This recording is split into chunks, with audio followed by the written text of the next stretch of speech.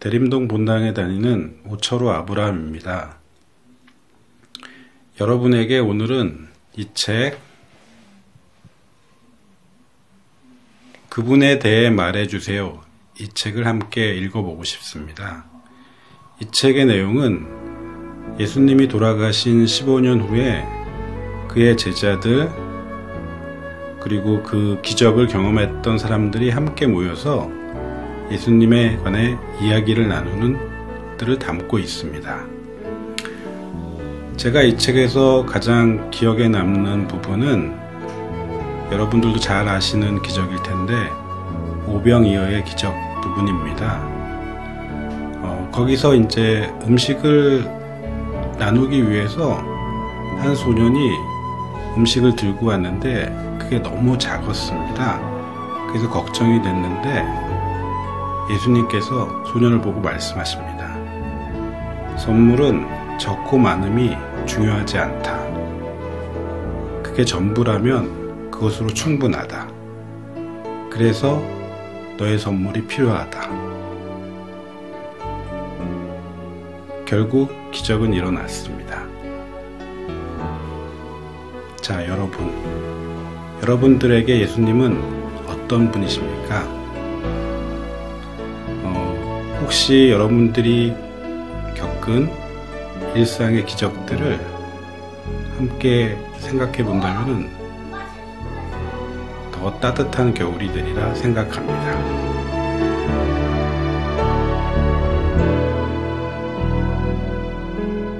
자, 오늘 책은요, 주님이신 예수님의 면모를 제대로 알 수 있는 책입니다.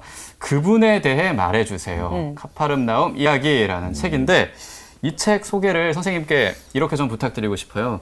이 책에 대해 말해주세요. 예, 말씀드리겠습니다. 네. 그 오블라띠 선교 수도에 수도사시면서 또 가르치는 교수직도 가지고 계신 분인데 네. 파비오 차르디 소설입니다. 저는 처음엔 소설 아닌 줄 알았거든요. 소설인데 부모님 결혼 50주년을 맞이해서 그 부모님을 모시고 이스라엘 성지순례를 떠났다고 그래요. 이 저자가.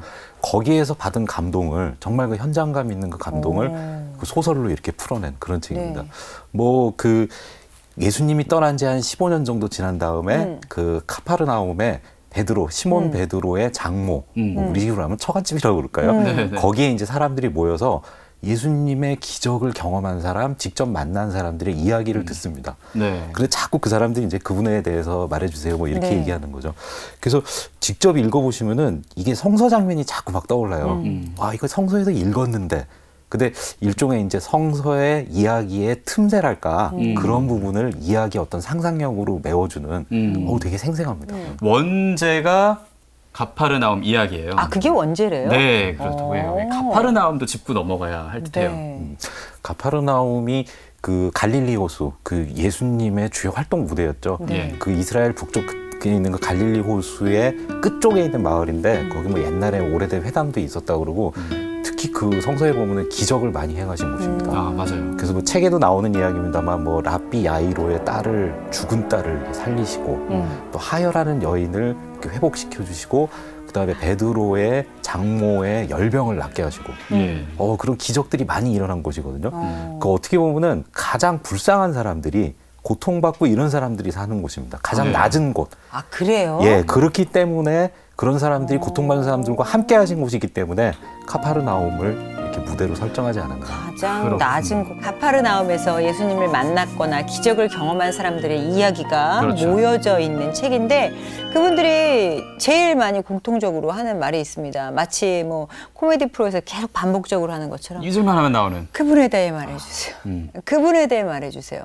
이 좀 무슨 의미가 있는 것 같아요? 자꾸 반복되니까. 예, 첫 번째는 예수님을 증거하라. 아, 그분에 대해서 말 안 하는 거죠. 예. 말해주세요. 그 우리가 사랑도 표현해야 한다고 되지 않습니까? 뭐 네. 진짜 사랑인데 표현을 안 하는데 당신이 정말 예수님을 사랑한다면 예수님은 이런 사람이다. 이렇게 표현을 하라는 거거든요. 그 두 번째는 이미 내가 안다고 생각하는 예수님. 내가 다 안다고 생각하지 말고 자꾸 물어보라는 거죠. 네. 다른 사람한테. 또는 뭐 그 성서에 물어보라는 거죠. 이미 안다고 다 안다고 생각하지 말고 그분에 대해서 말해주세요. 두 가지 의미가 있는 것 같아요. 너가 알고 있는 예수님을 증거해서 말하라. 네. 그다음에 너가 알고 있는 예수님이 다라고 생각하지 말고 물어봐라. 아, 그러네요, 진짜. 가파르나움에서 이제 예수님을 만난 인물들이 각자의 입장에서 예수님을 얘기를 하는데, 자, 이제는 그 얘기를 화면으로 함께 만나보겠습니다.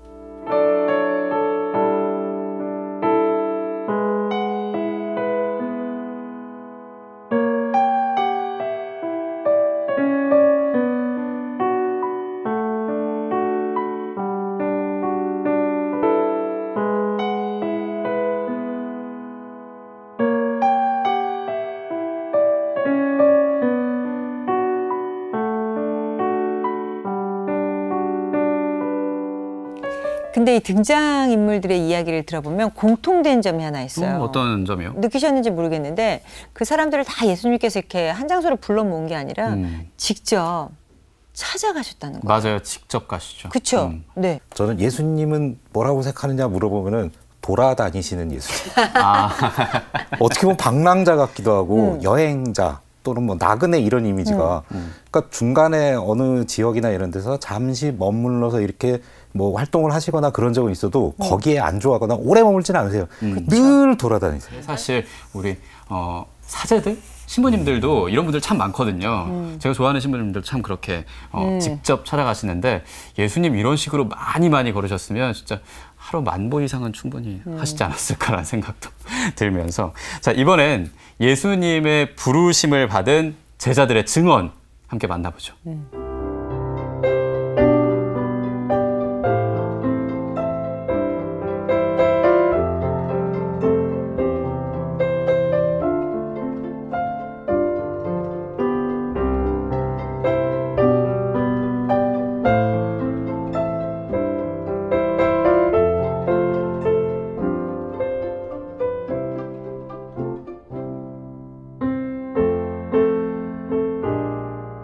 예수님의 제자들 얘기를 들어봤는데요. 안드레아와 나타나엘의 얘기를 들어봤어요.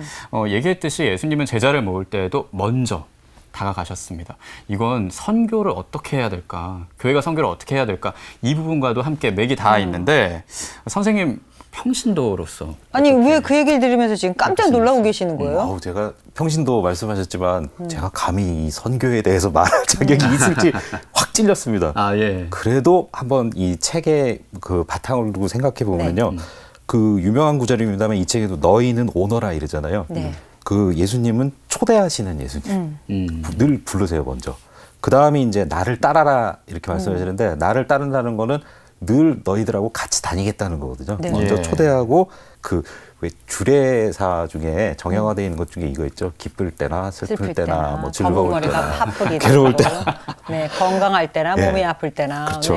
보통 우리가 선교 그러면 하나님을 알리고 가르친다 이런 이미지를 떠올리기 쉬운데 그거보다는 동고동락 아주 아름다운 말이죠. 그 즐거움, 기쁨도 같이 하고 괴로움도 같이 하고 그게 먼저가 아닐까. 가르치는 것도 중요하지만. 네, 그렇군요. 실제로 소설에 등장하는 요셉이 이렇게 얘기를 해요. 제가 읽어볼게요.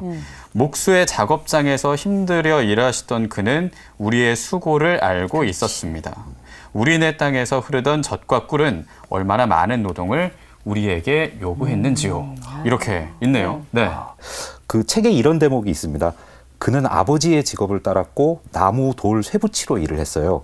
우리처럼 흙에 따라 형성된 사람이었습니다. 가난한 사람들, 굶주리는 사람들, 절망에 빠진 사람들도 잘 알고 있었죠.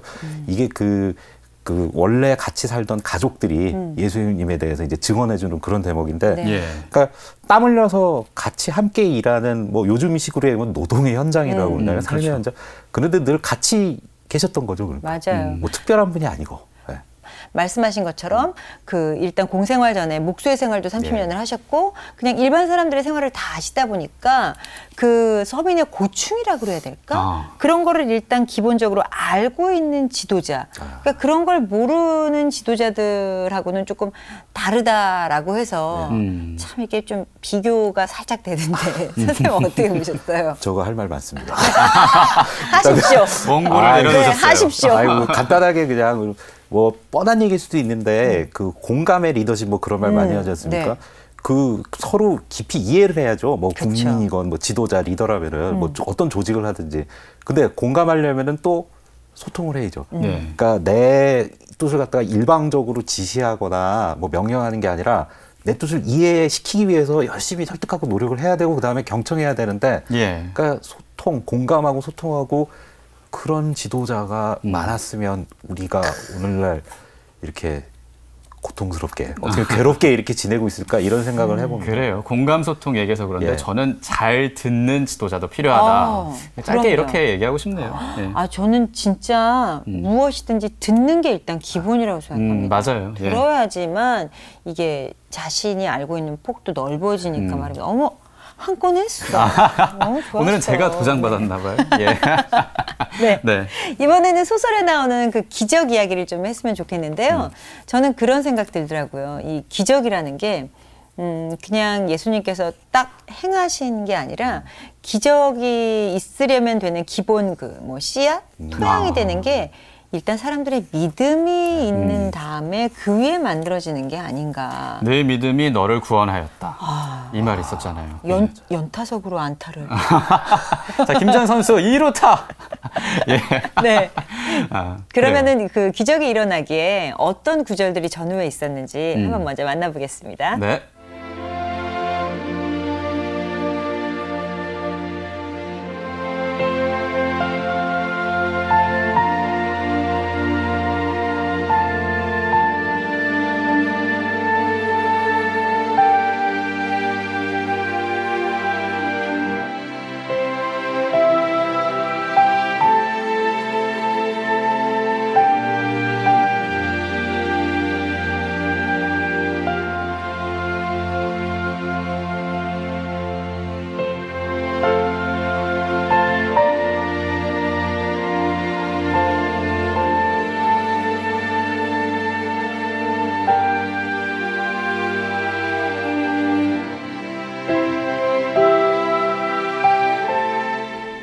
야이로와 안나의 이야기였는데 이 두 사람은 정말 기적이 일어나는 동안 믿음을 잃지 않았습니다. 그렇죠. 기적과 믿음. 선생님 어떻게 생각하세요? 그 기적도 그렇고 믿음도 그렇고 일방적으로 내려주시는 것. 이렇게 생각하기 쉬운데 뭐 이 책에도 그 기적 이야기 보면은 사실은 전적으로 내가 신뢰하고 내어 맡기거든요. 근데 이거 절대 포기가 아닙니다. 신뢰하고 완전히 내어 맡긴다는 건 되게 적극적인 행위거든요. 그렇죠. 그러니까 일방적으로 내려주시는 게 아니라 내가 신뢰하고 정말 믿음으로 전적으로 내어 맡길 때 그게 이제 기적이나 뭐 이런 게 일어나는 거죠.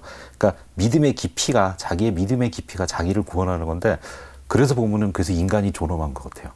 인간이 단순히 다 포기하는 게 아니라 믿고 내어 맡길 수 있다는 거.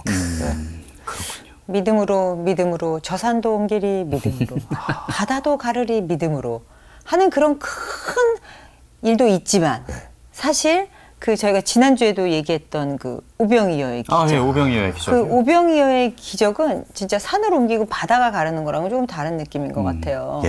나눔이라는 말 빼놓을 수 없죠. 오병이어 하면. 그죠? 내가 손해보면서 내 이익을 줄여가지고 남하고 나누거나 이렇게 준다는 거는 그 자체가 기적인 것 같아요. 만약에 내가 손해볼 건 절대 안 하겠다 이러면 그거는 동물하고 같거든요. 인간만이 할 수 있는 기적인 것 같은데 그래서 그 프란치스코 교황이 이렇게 말씀하셨다 그래요. 아픔, 외로움, 가난과 많은 사람들의 어려움 앞에서 우리는 뭘 할 수 있습니까? 불평은 아무것도 해결하지 못합니다. Di fronte alla sofferenza, alla solitudine, alla povertà e alle difficoltà di tanta gente, cosa possiamo fare noi? Lamentarsi non risolve niente, ma possiamo offrire quel poco che abbiamo, come quel ragazzo. Abbiamo certamente qualche ora di tempo, qualche talento, quale competenza. Chi di noi non ha i suoi 5 pani e 2 pesci? Tutti ne abbiamo. 믿음과 나눔이 기적을 이룬다. 이렇게 한 문장으로도 지금 정리할 수 있을 것 같은데 작가는 그러니까 기적이 특별한 게 아니라 우리 일상생활 속에서 할 수 있는 거다. 그리고 사랑이라고 말하는 것 같습니다. 자, 이걸 중풍병자의 입을 통해 작가가 말하는 기적 있는데요. 함께 보시겠습니다.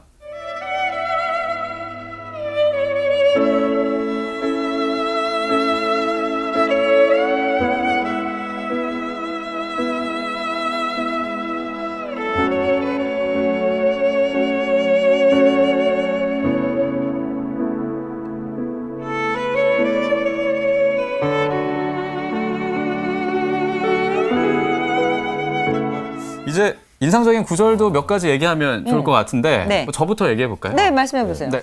빵을 많게 한 일만이 기적인 것은 아니죠. 기적은 날마다 주어지는 빵입니다. 이게 일상이 기적이다. 네. 하루하루 살아갈 수 있는 지금 이 순간도 기적이다라는 생각이 들면서 책 읽는 지금도 기적을 내가 체험하고 있구나 느꼈습니다. 네. 선생님께서는요? 저는요, 짧은 구절인데요. 네. 그분은 먹고 마시고 사람들과 어울렸지요. 너무 좋지 않습니까? 우리도 그러면 그분을 따라해야 되는 따라해야 거잖아요. 되죠. 예. 그러니까 무슨 뜻인지 아실 겁니다. 그분이 예수님께서 막 근엄하고 막 거리가 멀고 이런 분이 아니고 늘 우리하고 즐겁게 어울렸다는 거죠. 어울렸다. 함께 친하게. 짧은데 아주 인상적이에요. 네.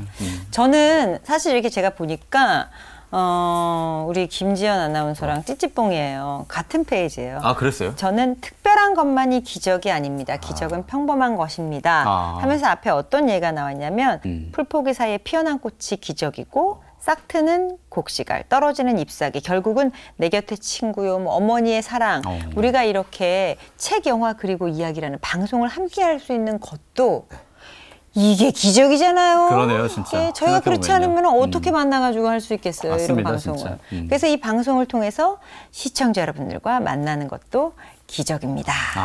라는 생각이 드는 거죠. 그래요. 네. 이 기적 같은 순간에서 이 책을 기적처럼 20자로 줄여서 말해주신다면 어떨까 싶은데. 네, 꼭 기적처럼 해주셔야 돼요. 예? 네.